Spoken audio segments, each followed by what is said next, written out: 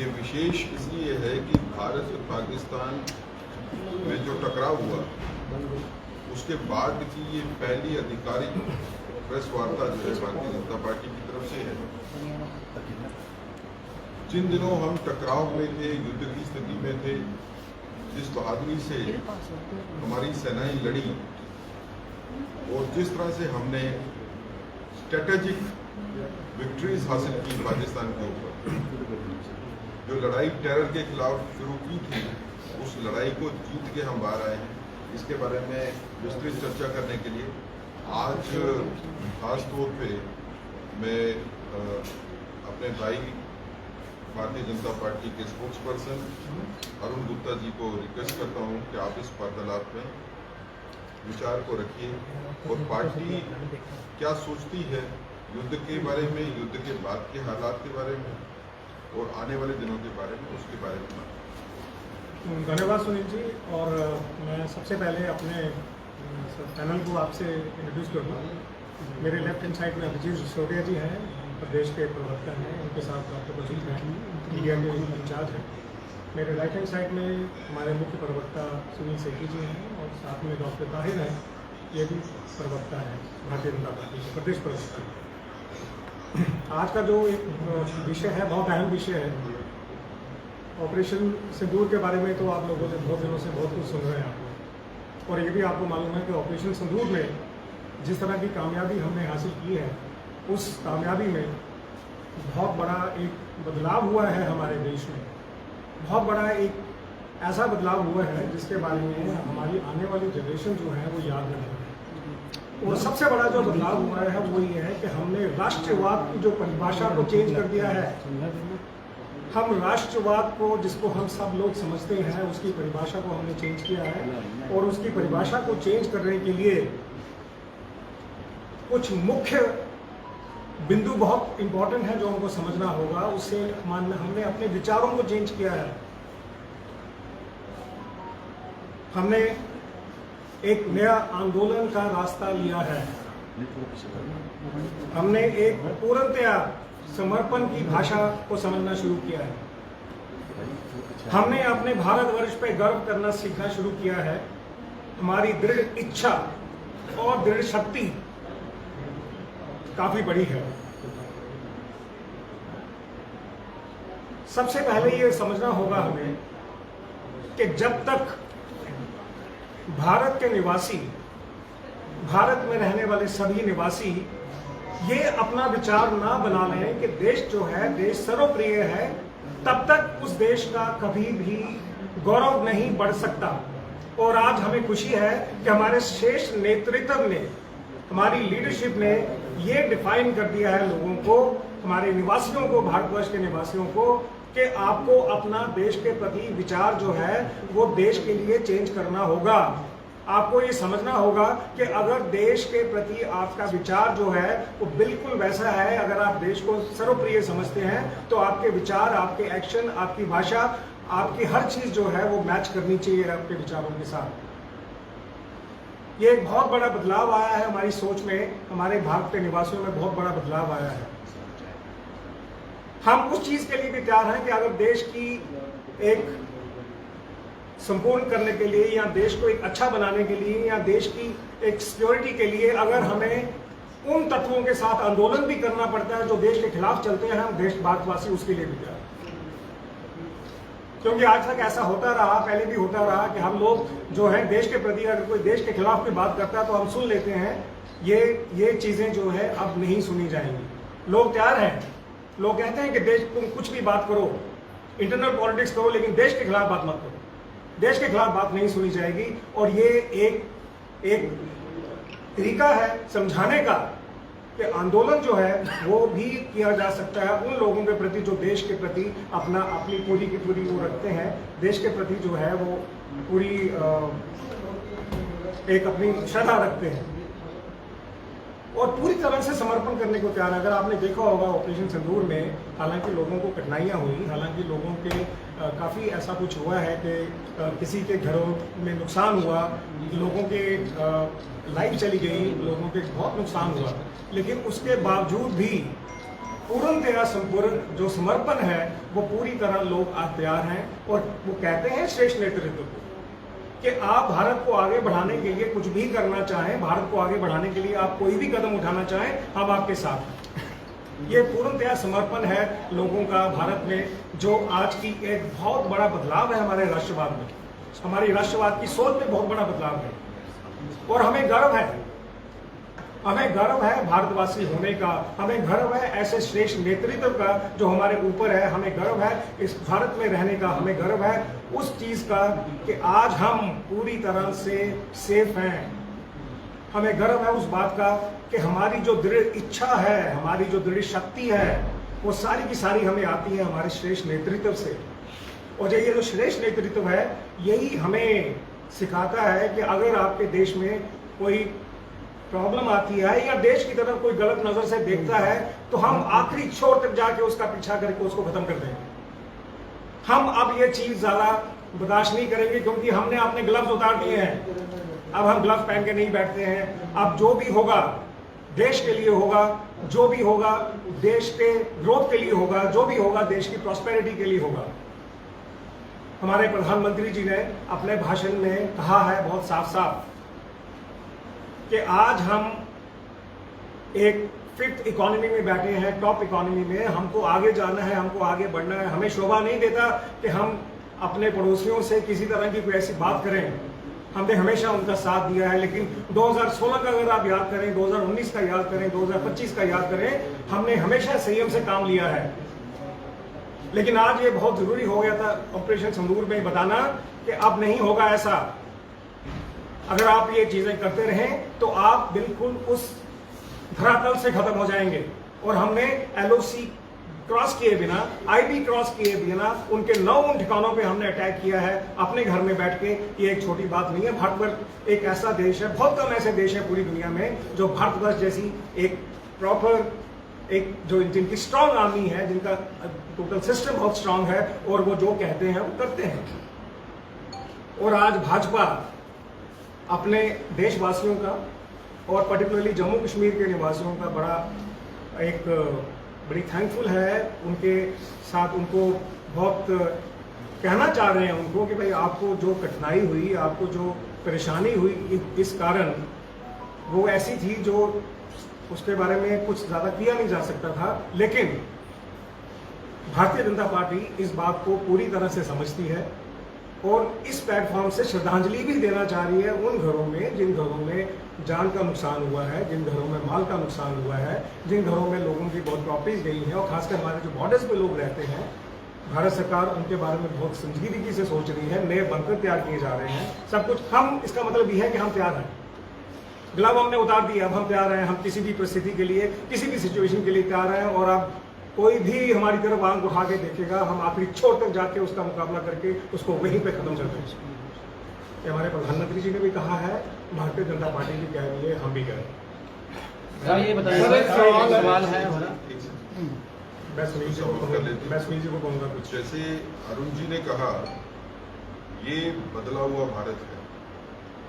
अब पाकिस्तान के आतंक के घटनाओं को देखते हुए भारत से शांति के कबूतर नहीं उड़ेंगे। अब भारत से ब्रह्मोस उड़ेगी।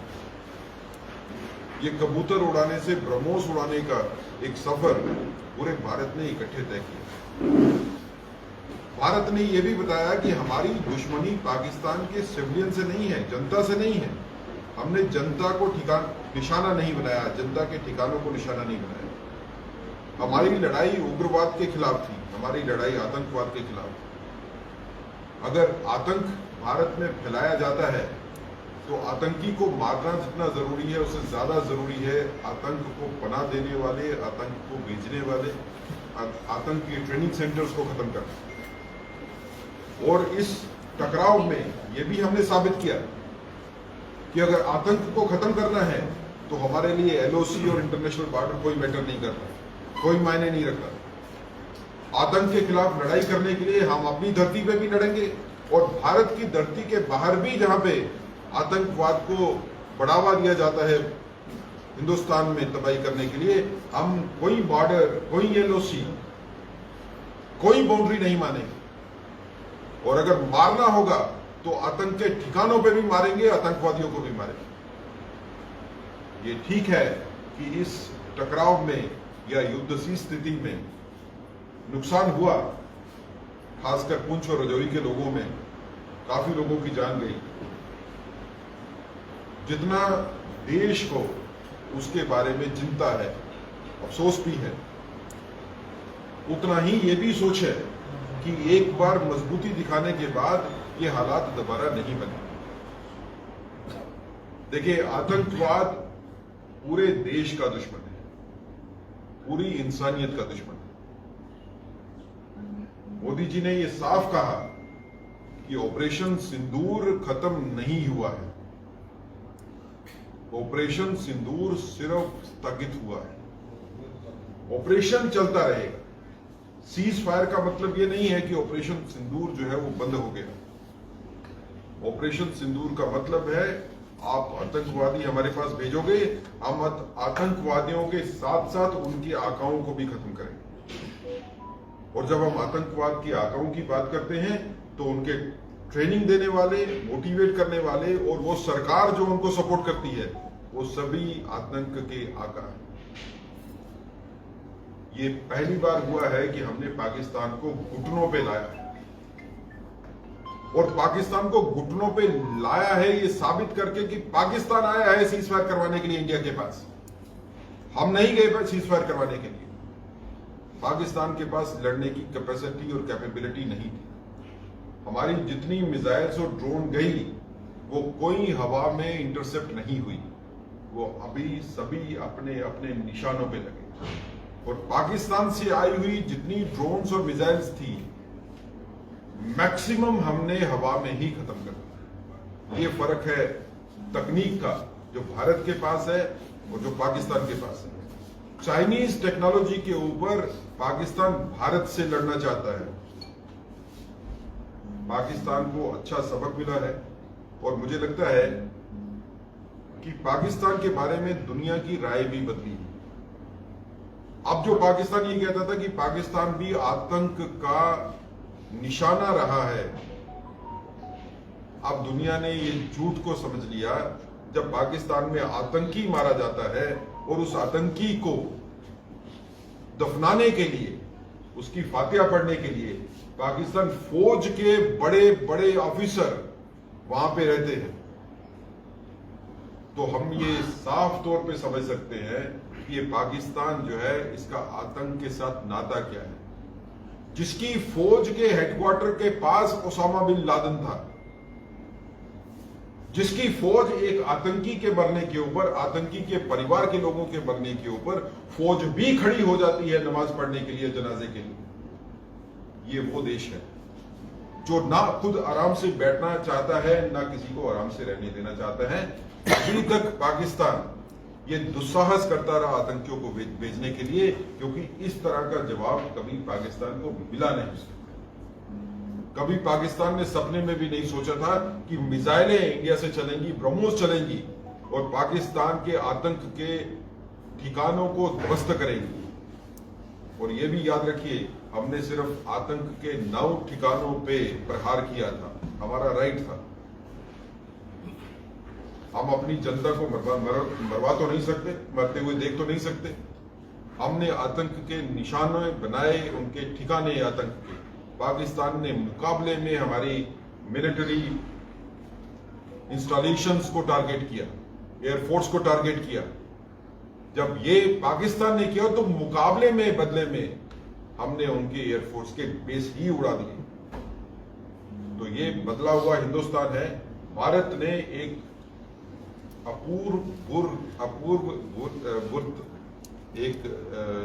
जीत जो है हासिल की है। मुझे लगता है कि पूरे देश को जो है वो गर्व होना चाहिए अपनी सेनाओं के ऊपर, अपने साइंटिस्ट के ऊपर, जिन्होंने वो टेक्नोलॉजी बना दी कि जितने ड्रोन्स आए, चाहे वो चाइनीज थे, चाहे वो तुर्की के ड्रोन्स थे, ये हमारी अपनी बनाई हुई इंडिजिनस शील्ड थी जिसने उनके ड्रोन्स को जो है हवा में खत्म किया। जम्मू के लोगों ने खासकर ये देखा कि किस तरह के पाकिस्तान के ड्रोन्स आते थे और किस तरह से पाकिस्तान के ड्रोन्स को जो है वो हवा में खत्म किया जाता था। हिंदुस्तान की ताकत, भारत की ताकत आसमान में हर एक नागरिक ने देखी। शिव का तांडव हर एक नागरिक ने देखा आसमान में कि कैसे तांडव करके हमने उनके ड्रोन्स को जो है खत्म किया। आने वाले वक्त में भी पाकिस्तान के लिए जो है ये बड़ा लेसन है। अगर जैसे प्रधानमंत्री जी का संदेश साफ है, अगर पाकिस्तान से अब कोई टेररिस्ट इंडिया में आया, that will be taken as act of war. और जब युद्ध समझा जाएगा किसी आतंकवादी का पाकिस्तान से भारत में आना, तो उस युद्ध की स्थिति में क्या हो सकता है वो अब पूरी दुनिया को सर मेरा सवाल रहेगा, आपने जो कहा ग्राउंड रियलिटी कुछ और है, स्कूल तब से बंद है, सेलिब्रेशन पाकिस्तान में की जा रही है और बॉर्डर के लोग अभी भी अपने घर पे नहीं जा सके हैं और वहां पे जो ध्वस्त हुआ है उसका अभी तक मुआयना नहीं हुआ है। देखिए, ऐसा है कि पाकिस्तान की तरफ से पराजय मानना, हार मानना, अपना सीज फायर की बात करना और उसके बाद सीज फायर होने के बाद, क्योंकि उन्होंने अपनी जनता को कुछ तो बताना है, तो उनके प्राइम मिनिस्टर ने और गवर्नमेंट की तरफ से जो है इस तरह की स्टेटमेंट्स आना जीत की। लेकिन धरातल पे देखें, सोशल मीडिया पे और बाकी प्लेटफॉर्म्स पे भी आप देख रहे हैं कि पाकिस्तान की जनता जो है वो किस तरह के सोशल मीडिया पे वीडियोस भेज रही है कि किस तरह की पाकिस्तान की जनता जो है वो परेशान थी, तंग थी जब मिसाइलें उनके ऊपर पड़ रही थी।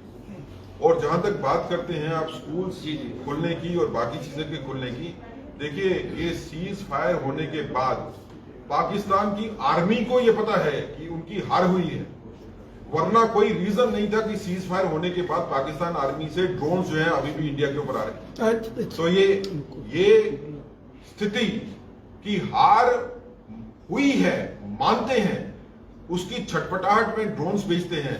उस स्थिति के चलते हुए कुछ वक्त के लिए जो है स्कूल्स को खोलना और बाकी चीजों को खोलना, हो सकता है कि 1-2 दिन में उसके बारे में भी फैसला हो जाए, क्योंकि अगर हड़बड़ाहट कोई होती है, इस तरह का कोई ड्रोन अटैक फिर आ जाता है, तो सीज फायर की वायलेशन तो हुई है, तो उस स्थिति में हमारे बच्चे जो स्कूलों में गए हैं उनको नुकसान ना हो जाए, इसके लिए किया जाए। मेरा सवाल है कि जिस तरह से पहली बार ये एक अमेरिका की मध्यस्थता के तहत उसके थर्ड पार्टी जो है उसके कारण ये सीज फायर हुआ है, तो ये क्या कहेंगे? आप इस पे यकीन करते हो? आप पहला ट्वीट जो है ट्रम्प का है, पहला ट्वीट सीज फायर का। मेरी बात सुनिए, आप किस पे यकीन करते हो? आप क्या किसी अमेरिका में बैठे हुए, चाहे वो उनका प्रेसिडेंट है, उनको बिलीव करोगे या अपने प्राइम मिनिस्टर को बिलीव करोगे? आपके प्राइम मिनिस्टर ने आपको आके बता दिया सीक्वेंस क्या थी। उसमें ये था कि पाकिस्तान ने अप्रोच किया और पाकिस्तान ने मांगी कि हमारे को सीज फायर दे दो, हम लड़ नहीं सकते हैं, और उसके मुकाबले में ये हुआ है। ट्वीट किसने पहले किया है, किसने बाद में किया है, उससे फर्क नहीं पड़ता। हम वो बिलीव करते हैं जो हमारे को हमारे आदरणीय प्रधानमंत्री जी ने कहा, वही सीक्वेंस है जिसमें ये ऑफिस से जो कि लगातार आतंक को बढ़ावा देता हुआ है और पाकिस्तान उसको हमेशा शेल्टर दे रहा है। जिस तरीके से ये कहा जा रहा है कि लोकपत जेल पाकिस्तान में उसको सजा मिली है, मगर वो जेल के अंदर नहीं है, और उसने अभी तो कुछ 2 दिन पहले पाकिस्तान की कोर्ट में जो है याचिका दायर की है। अगर वो उसको बेल मिलती है या उसको छोड़ा जाता है तो किस तरीके का आतंकवाद को वो बढ़ावा देगा? एक बात आपको समझना होगा कि पाकिस्तान इन देशों में से नहीं है कि दोषी को समझते हैं। इतने साल से वो बहुत कुछ करते आ रहे हैं। हम जो है उस पर आपके सामने ही है जो हो रहे हैं, ऑपरेशन संदूर हुआ, जो सब कुछ हो रहा है, जो आप कह रहे हैं हमारे संज्ञान में है, भारत सरकार समझती है इस बात को, इस पर पूरा काम किया जा रहा है। और बहुत से ऐसे एक्शन होते हैं जो चल रहे होते हैं और उसका एक अपना एक टाइम होता है। एक और डालना चाहेंगे, पहले तो जब सीज फायर हुआ था महबूबा मुफ्ती द्वारा जो है पहलगाम अटैक को एक हादसा कहा गया था। उनका एक स्टेटमेंट था कि हादसे पे हम किसी भी तरीके की वॉर जो है वो नहीं कर सकते। दूसरी ओर मोहम्मद अब्दुल्ला का भी इस समय ट्वीट जो है वो काफी ज्यादा वायरल होता हुआ नजर आ रहा है, जहां पर उनका ये कहना है कि वॉर जो है वो सोल्यूशन नहीं है। इन 2 स्टेटमेंट्स को किस तरीके से देखते हैं आप? देखिए, वॉर किसी भी मसले की सोल्यूशन नहीं होती, ये ठीक है, लेकिन कई बार स्थायी शांति की स्थापना करने के लिए युद्ध करना जरूरी हो जाता है। आप बगैर युद्ध किए हुए शांति की वार्ता उसके साथ कर सकते हो जो शांति को समझता हो, लेकिन अगर आप ऐसे दुश्मन के साथ टकराव की स्थिति में हो जो युद्ध के अलावा कोई और भाषा नहीं समझता है, तो एक स्थायी शांति की स्थापना करने के लिए आपको युद्ध करना अनिवार्य है।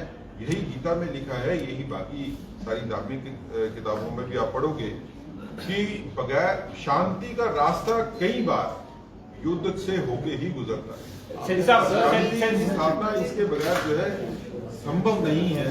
पाकिस्तान को ये स्थिति बताए बगैर, और एक चीज मैं साफ कर देता हूँ, चाहे वो हाफिज सईद हो या कोई और हो, अब हमारी सेनाओं को पता है कि बॉर्डर कोई बॉर्डर नहीं है। आतंकवादियों को मारने के लिए बॉर्डर कोई बॉर्डर नहीं है। हम किसी वक्त भी बॉर्डर को क्रॉस कर सकते हैं, बॉर्डर के पार। ये पहली बार जो है इंटरनेशनल लेवल जम्मू कश्मीर का मसला पहली बार जो है खत्म करने के लिए कोई भी बॉर्डर जो है वो आप नहीं देखा जाएगा। क्या मुल्क की सोवरेनिटी और इंटरनेशनल लॉ का आपको इसमें उल्लंघन नहीं? किसी मुल्क की सॉवरेनिटी को ऑनर तब किया जाता है दूसरे मुल्क की, अगर वो आपके मुल्क में आतंकवादी नहीं भेजता है। सॉवरेनिटी माने का ये मतलब नहीं है कि वो आतंकवादी भेजेगा और हम यहाँ से शांति के कबूतर उड़ाएंगे। आप कोई शांति के कबूतर नहीं उड़ाएंगे। आप पोलिटिकल अभिजीत से सर, आप एक पॉलिटिकल पार्टी से जुड़े हुए हैं। भाजपा इस समय आप भाजपा की तरफ से पत्रकार वार्ता कर रहे हैं और देश में भाजपा के नेतृत्व में सरकार है। देश में आप सत्तारूढ़ दल से हैं और जम्मू कश्मीर में आप विपक्ष में हैं। इस पूरे जो 4-5 दिन का प्रकरण हुआ उसमें आप देश के नाते भाजपा विपक्ष की भूमिका उसे किस तरह से देखती है, और जम्मू कश्मीर में जो सरकार ने उमर अब्दुल्ला ने जिस तरह के दौरे किया उसे एज ए विपक्ष आप किस तरीके से देखते हैं? देखिए, सबसे पहली बात यह आती है कि मैं विपक्ष की भी सराहना करना चाहता हूं कि इस आपात की स्थिति के अंदर पूरा विपक्ष हमारे साथ खड़ा रहा और हम सब ने बता दिया कि जब भी कोई भारत माता की तरफ इस तरह से देखे या कोई दुस्साहस करेगा तो चाहे अपोजिशन हो चाहे रूलिंग पार्टी हो, हम सब के सब मिलकर दुश्मन के दांत खट्टे करना जानते हैं। और आपने भारत का पराक्रम यहीं से देख लिया कि 22 मिनटों के अंदर हमने बता दिया कि हम क्या कर सकते हैं, और आज जो हालत उनकी हुई है ये आपके सामने है। और पूरी दुनिया ने भी भारत का लोहा मान लिया कि भारत ने जो जो पॉइंट चुने उसमें 1 इंच भी इधर से उधर नहीं हुआ और हमारी सारी की सारी मिसाइल और सभी चीजों ने डॉट उस जगह पे हिट किया है। आज पूरी दुनिया ने इस भारत की सराहना की इस चीज को कि हमने किसी सिविलियन को टारगेट नहीं किया, जबकि इस नापाक मुल्क ने यहाँ पर सिविलियंस को भी टारगेट किया था। ये फर्क है भारत में और बाकी देशों में। और भारतीय जनता पार्टी को भी मैं ये चीज कहता हूँ, हमारी जिस तरह से भारतीय जनता पार्टी के नेतृत्व में और मोदी जी ने इस ऑपरेशन सिंदूर को सफलतापूर्व निभाया है, इसके लिए हम सराहना करने चाहेंगे अपने प्रधानमंत्री की भी और डिफेंस मिनिस्टर। गुप्ता साहब मेरा सवाल है, गुप्ता साहब मेरा सवाल जी सर, 2 मिनट सर, ये जो पहली बार ये पहला इंटरनेशनल लेवल पर ये जम्मू कश्मीर का अमेरिका कहता है कि मैं दोनों देशों के बीच मध्यस्थता करूंगा, ये फिर से इंटरनेशनल लेवल पर जम्मू कश्मीर की समस्या का जो है ये मुद्दा सामने आया, क्या कहेंगे? सवाल आप दोहराएंगे? यही कि अमेरिका कह रहा है कि जो जम्मू कश्मीर के प्रॉब्लम है उसको इंटरनेशनल लेवल तक लेके जाएंगे, मैं मध्यस्थता करूंगा, क्या कहेंगे? फिर से ये हो गया, शिमला समझौते में ये खत्म हो गया था। देखिए, अमेरिका का वो रोल रहा है पिछले 4-5 दिन में कि बंगाली शादी में अब्दुल्ला दीवाना हो रहा है।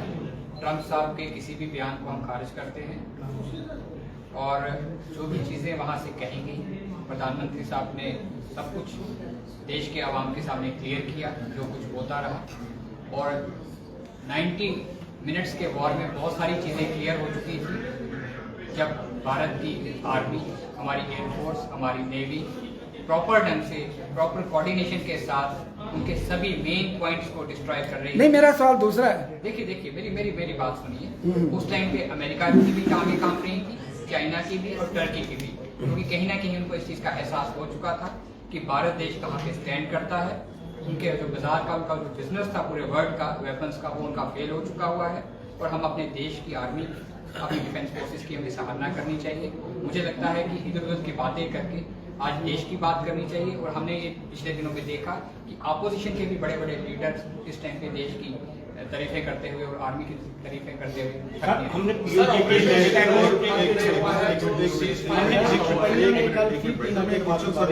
हमने संधू साहब,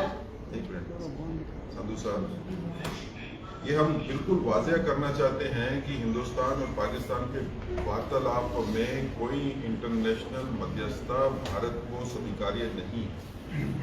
भारत किसी थर्ड पार्टी इंटरवेंशन को बर्दाश्त नहीं करता। दूसरी बात यह है कि प्रधानमंत्री जी ने साफ तौर पे कह दिया कि हमारी बात होगी पाकिस्तान से, लेकिन हमारी बात होगी सिर्फ पीओजे के ऊपर और हमारी बात होगी टेरर के खिलाफ। तीसरी किसी मुद्दे के ऊपर हमारी बात पाकिस्तान से भी नहीं होगी। तो मध्यस्थता इंटरनेशनल नहीं होगी, बात सिर्फ 2 मुद्दाओं के ऊपर होगी और किसी मुद्दे के ऊपर बात नहीं। क्या इस समय ये मौका था कि हमारी फोर्सेज जो सर 1 मिनट आप बोलो सर, ऑपरेशन सिंदूर को लेके हर कोई खुश है और हर कोई जो है इंडियन आर्मी की सराहना कर रहा है। वहीं पे कर्नल सोफिया कुरैशी जो इस ऑपरेशन को लीड कर रहे थे, पूरा देश का गौरव बने, पूरे वर्ल्ड की नजरें जो थी वो कर्नल सोफिया कुरैशी के ऊपर थी। लेकिन भाजपा के एक नेता जो कि मध्य प्रदेश के मिनिस्टर हैं विजय शाह साहब, उनका ये बयान आना पब्लिक के अंदर, उनका ये कहना कि पाकिस्तान की बहन के द्वारा जो है हमने ये हमला करवाया, ये पाकिस्तान की बहन है। आप इस रिमार्क को जो है वो किस तरह से देखते हैं? हिंदुस्तान की बेटी पाकिस्तान की बहन नहीं हो सकती। ये आप ही के भाजपा के नेता ने कहा। मैं आपको आधिकारिक तौर के ऊपर कह रहा हूँ, हिंदुस्तान की बेटी पाकिस्तान की बहन नहीं हो सकती। कर्नल सोफिया के ऊपर पूरे देश को नाज है, जो उन्होंने काम किया है पूरा देश उनको याद रखेगा। आने वाली कई पीढ़ियां जो कर्नल सोफिया ने जिस मेच्योरिटी के साथ प्रेस कॉन्फ्रेंसेस की है, जैसे डील किया है, जैसे उन्होंने लीड किया है, पूरा भारत जो है उनका आदर करता है और हम सम्मान करते हैं। भारत के बीच में रहने वाले नागरिक, इस युद्ध ने एक बड़ी चीज प्रूव की है पूरी दुनिया में कि भारत में रहने वाले हिंदू, मुसलमान, सिख, ईसाई, जब कोई संकट की घड़ी आती है हम सब इकट्ठे खड़े हैं। इस युद्ध में जितना रोल किसी एक कम्युनिटी का था उतना ही रोल दूसरी कम्युनिटी का था। सभी ने मिल के लड़ा है तो हमने ये युद्ध जीता है। इसलिए आपस में टकराने की बात जो है वो करनी भी नहीं। सर, जम्मू कश्मीर में बढ़ावा कैसे मिलेगा? टूरिस्ट को बढ़ावा कैसे मिलेगा जम्मू कश्मीर में? अभी बिल्कुल टोटल काम नहीं है यहाँ मार्केट में और टूरिस्ट आ नहीं रहे। जम्मू कश्मीर की जो आर्थिक स्थिति है जिसके बारे में आपने बात की है, चिंता का विषय जो है, जम्मू कश्मीर की आर्थिक स्थिति बड़ी हद तक टूरिज्म के ऊपर डिपेंडेंट है। चाहे वो कश्मीर का लेजर टूरिज्म हो, चाहे वो जम्मू में माता वैष्णो देवी जी का जो है यात्रा का टूरिज्म हो। आने वाले दिनों में जैसे शांति बढ़ेगी वैसे ही टूरिज्म बढ़ेगा। मैं एक चीज के बारे में बड़ा आश्वस्त हूं कि टूरिस्ट ने कभी भी कश्मीर को छोड़ा नहीं। जब आतंकवाद का चरम था तब भी टूरिस्ट कम मात्रा में आते थे, लेकिन कश्मीर में आते थे। आतंकवाद खत्म हुआ तो टूरिस्ट बड़ी मात्रा में आ गए। अब इस युद्ध के बाद आम हिंदुस्तानी, आम भारतीय को भी कॉन्फिडेंस आएगा कि अगर कोई आतंकवादी घटना होने की कोशिश भी करेगा तो भारत की मिसाइलें चलेंगी उसको मारने के लिए। तो जो आने वाले टाइम में हो सकता है महीना लगे या 2 महीने लगे, लेकिन इसके बाद जब टूरिस्ट आएगा यहाँ पे बेबाक होके यहाँ पे जम्मू और कश्मीर में घूमेगा। मैं ऐसी उम्मीद करता हूँ और आने वाले दिन भारत में नो टेररिज्म के डेज होंगे और जम्मू कश्मीर में खास तौर के ऊपर प्रगति जो है वो पहले से मैसेज क्या है? अमरनाथ यात्रा भी शुरू होने वाली है। जिस तरह से हम बात करें सीमावर्ती इलाके के जो लोग हैं और देश के जो हालात बने, तो कई जगहों पे हमने पाया कि कईयों के पास वो बंकर कंप्लीट नहीं है और कईयों के पास है ही नहीं। तो उसके ऊपर आप किस तरह का काम किया जाएगा? 600 बंकर जो हैं अभी नए, आपको पता होगा, सैंक्शन हो गया है और पुराने बंकर जो हैं वो भी लगा है। अब रिक्वायरमेंट्स बढ़ती जा रही हैं, लोगों को सिंगल पर्सन बंकर चाहिए, तो उसके हिसाब से तैयारी चल रही है और ये हो रहा है। अब जहाँ तक भारत सरकार का सवाल है वो पूरी तरह से सक्रिय है इसके ऊपर। ऐसा नहीं है कि उनको इस चीज़ के बारे में संज्ञान नहीं है, पूरी तरह से है। 600 बंकर हो गए, लोग कह रहे हैं 1000 बंकर चाहिए, वो भी सैंक्शन हो रहे हैं, वो भी हो जाएंगे। और जहाँ भी जहाँ बंकर की जरूरत होगी वो बंकर चाहिए। इंदौर अभी खत्म नहीं हुआ है, तो क्या ये सीज फायर जो हम मान लें कि एक प्लान डाइवर्शन है? देखिए, सीज फायर का मतलब है कि अभी फिलहाल होस्टाइल एक्टिविटी बंद हुई है, खत्म नहीं हुई है। ऑपरेशन सिंदूर जो है वो एक मैसेज है कि टेररिज्म के खिलाफ हम किसी भी हद तक जा सकते हैं खत्म करने के लिए, वो खत्म नहीं हुआ। Operation Sindoor is a resolve of the country, it is not a war crime. Resolve of the country now is that terrorism is not tolerable. और टेरर की एक्टिविटी अगर भारत के खिलाफ होगी, हम उसका मुकाबला करेंगे वैसे ही जैसे युद्ध में मुकाबला किया। Thank you.